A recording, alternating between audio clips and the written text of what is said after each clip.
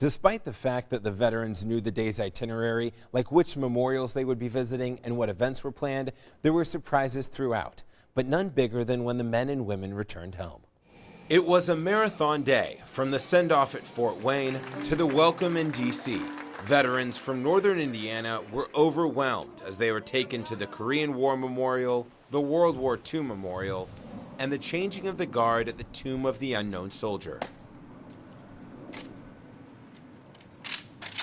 which takes place on the hallowed grounds of Arlington National Cemetery. The final stop was the Air Force Memorial, where the veterans ate dinner with a breathtaking view of our nation's capital. After a few pictures and a final salute, it was back to the D.C. airport.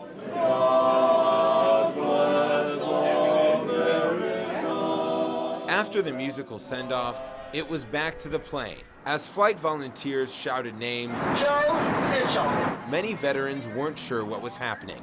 That was until they opened the big white envelopes to find letters. Some were from family members, others from elementary students. In the glow of their overhead light, they read the letters, many with misty eyes. Then they landed.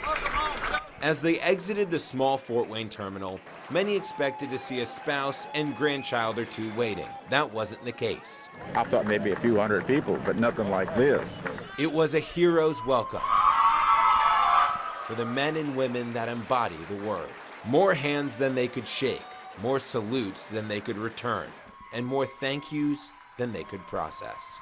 Unbelievable how they treated us and what we saw. American flags lined the way, indoors and out.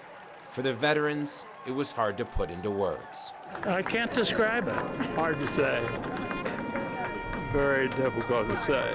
I can't tell you. It's very deep, and I've got to keep going or I'm going to cry. I can't express it. I mean, I've never had that kind of welcoming before.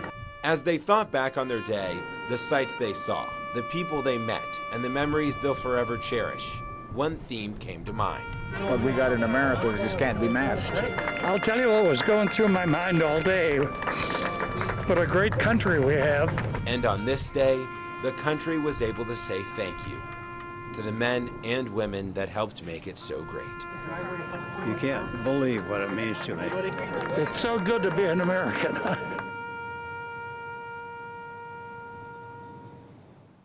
And organizers of these flights are hoping to create more great days for veterans from our area. The Northeast Indiana Honor Flight has a number of trips each year and are hoping more World War II and Korean War veterans will sign up. If you or someone you know may be interested, or if you want to make a donation, we have information on our website, WSBT.com. You can also see the first part of our story on the website as well.